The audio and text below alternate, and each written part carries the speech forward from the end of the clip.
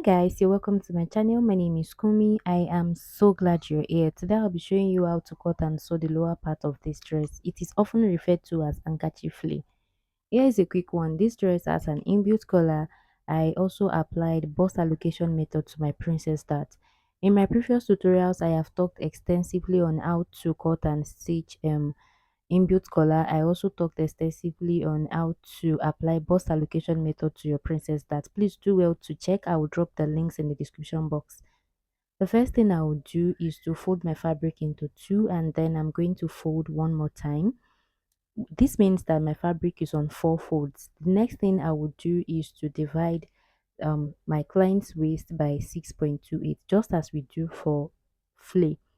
So I'm going to divide our waist by 6.28. That gives me 6 inches. So I will just indicate 6 inches right here. The next thing I'll do, I'm going to attach this to an upper bodice, right? So I'm just going to minus the upper bodice. The length of the upper bodice is 16.5 minus the overall length of the gown is 41. So that gives me 24.5. So plus 1 inch seam allowance, I will attach it to the waist. I will also turn the lower part of the skirt with a lining. So that gives me 25.5. So from that 6 inches that I marked, I'm going to check if I have up to 25.5. I don't have it at the other side, but I'm just going to check. I definitely have it here, 25.5. I have it, but I don't have it here. So what this implies is that I'm going to get an extra fabric to achieve our desired length.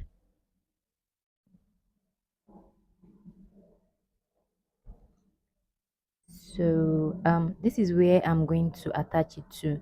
I have cut an extra fabric, as you can see. Please also note that this extra fabric is folded into four. Can you see? So I'm just going to go ahead and open this up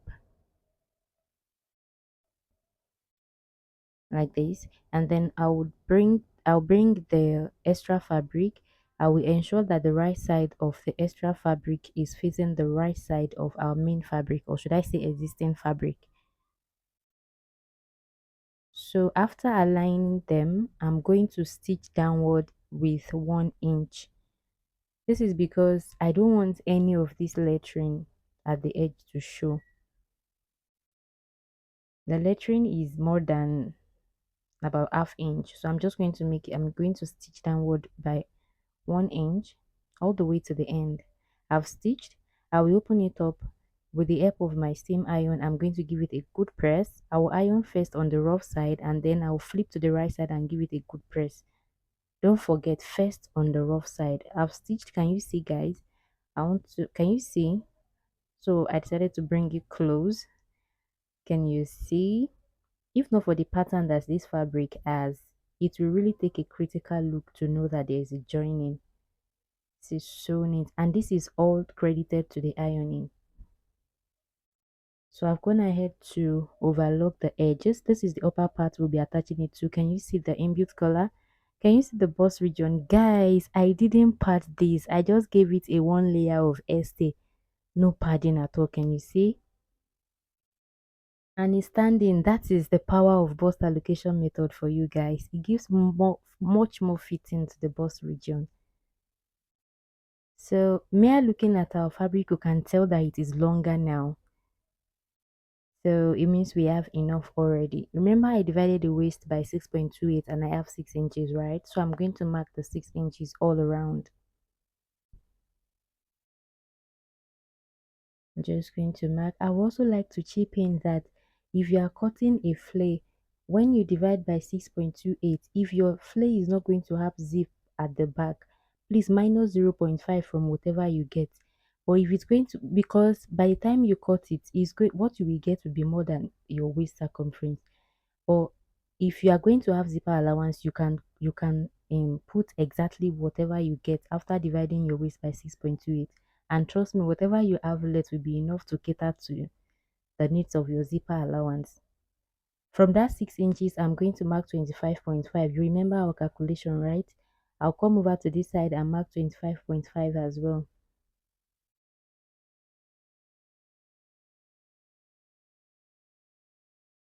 I'll come to, let me just fold this so you can see the edge.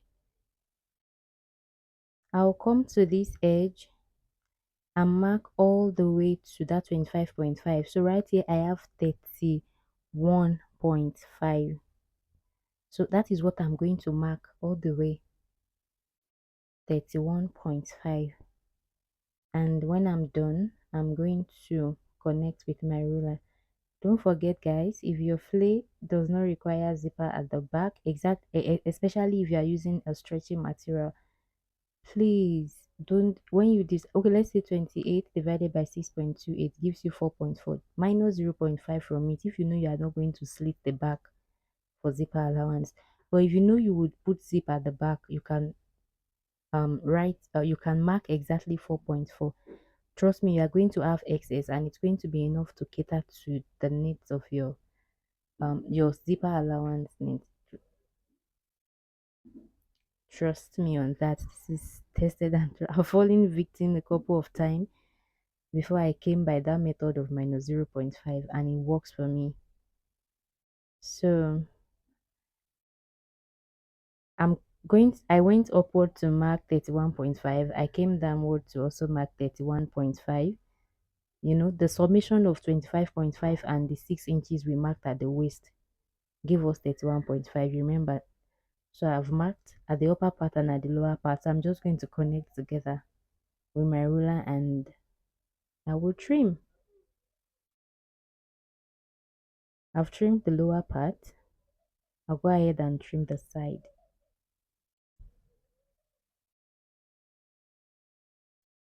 So shortly I'm going to complete this style with a smaller fabric. After cutting this thing, the fabric was so big considering the body measurement of the person I sew. It's an adult. So I'm going to work with my baby dress so you can I feel like you deserve to see the outcome of this. I don't want to just make it imaginary for you. I've gone ahead to use this to cut the lining. Exactly, nothing missing, nothing broken. So you can see that dot sign, right? That's where I'm going to slit open for the zip. I've turned it with my lining and I've attached it to the upper part. So yeah, I'm going to further analyze with a smaller material since I couldn't open that one up for you to see. However, I'm going to show you the outcome. You must have seen it at the beginning of the tutorial. So I've divided our waist by 6.28. Our waist is 23 inches. Divided by 6.28 gives me 3.6. So I'm marking 3.6. Can you see? So this skirt is going to have a band of 1.5 inch at the waist, and I'm also going to attach a white material to the hem of the skirt. So 1.5 at the waist and 1.5 that I'm going to take away to be replaced with white material. That gives me 3 inches, and the length of the skirt is 12.5 minus 3 inches. That's 9.5. So I'm going to mark 9.5 plus 1 inch sewing allowance. That's 10.5. You know, I'm going to use half inch to join it to the white material at the hem. I'm going to use half inch at the upper part to attach it to the waistband. I hope you understand. So I'll be marking 10.5 inches. So the next thing I'll do is just take my tape upward, my measuring tape upward like this, and measure all the way to where my 10.5 is. So I have 13.1. There really is no point marking this way. The fabric is not wide considering the measurement you are working. So I will just mark 13.1 there. I'll come right here and mark that as well. And then I will just connect it upward. You know, the reason we marked in beats the other time is because the fabric was wide. This one is not wide at all. So you can just connect like this. I'll go ahead and cut.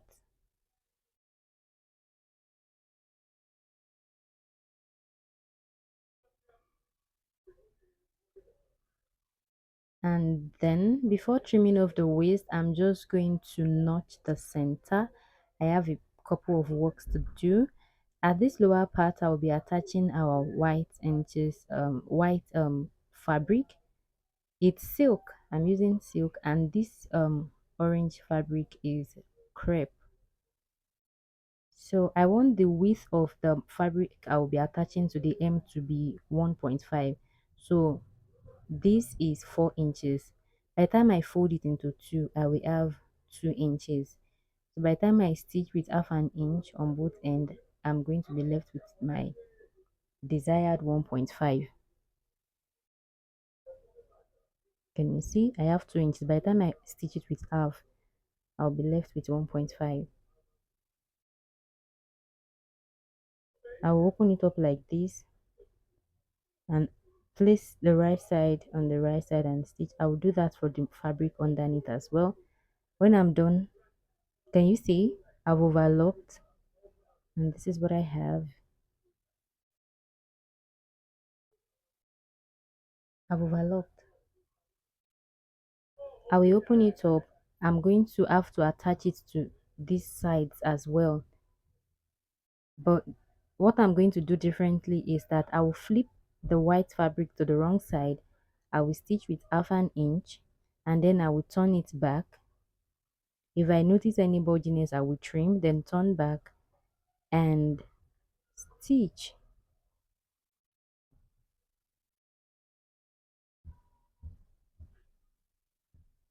Can you see? After stitching, I would overlock, and then I will top stitch. So I've done one side. I'm not quite sure you understand me, so I'm going to make the other side a I think I'm just going to show you. You will top stitch right here. I've done one side, so I'm just going to show you this. So this is my white fabric. Remember, I've stitched with half an inch, so I sense a little bit of bulginess, so I'm going to trim, and then I will flip to the right side. I'll go ahead and place it like this, right side facing the right side, and I'm going to stitch with half an inch all the way, but before I get to the hem, I will stop. I will trim the excess, leaving behind half an inch, and then I will turn it like this. I will stitch, I will turn it back, and I will complete my stitching. I've overlocked. So remember we notched the other time. That's how I was able to fold it back accurately. See, our notching came handy. Can you see?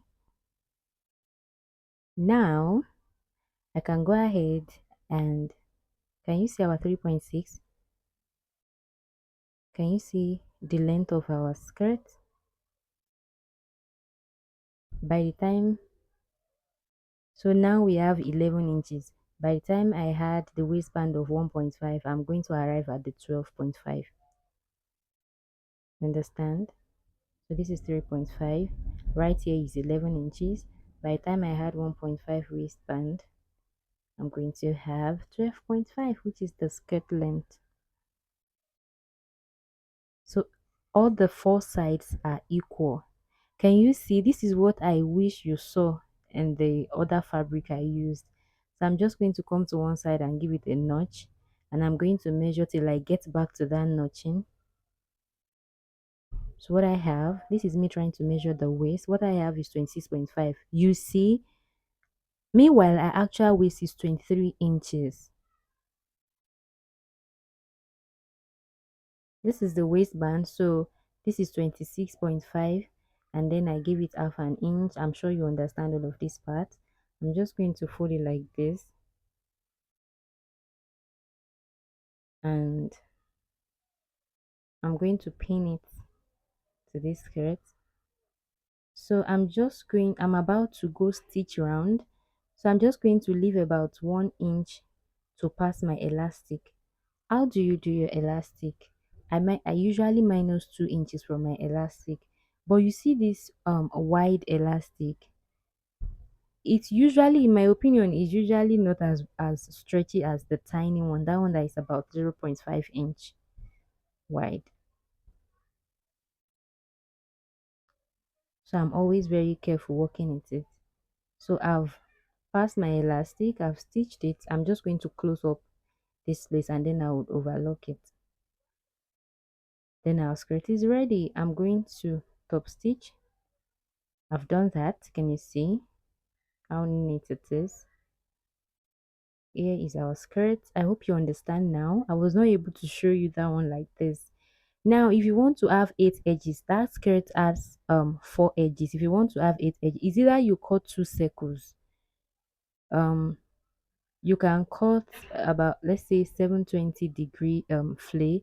So how to achieve that? Let's say your waist is 28 inches. You can divide it into two, 14 inches. So you divide 14 by 6.28, and then the second 14 by 6.28, and then you slit one side of the first circle and then one side of the second circle, then you join it together from those places you slitted. The second option you can use is to cut it exactly the way we just cut ours, but you are going to cut in two places. So one will be underneath and then the second one will be on top of it, directly on top of it. So wherever the flat edge of the one underneath is, you ensure that the pointy edge of the one on top is there, just exactly as you see me do it. That simple. And you have your 8 edges, or should I say you have the fuller version of this piece. Here is the outcome of our skirt, guys. Hope you enjoyed as much as I did. Thank you so much for watching. Please like, share and subscribe to my channel. Until I see you in my next tutorial. Bye. And thank you for watching.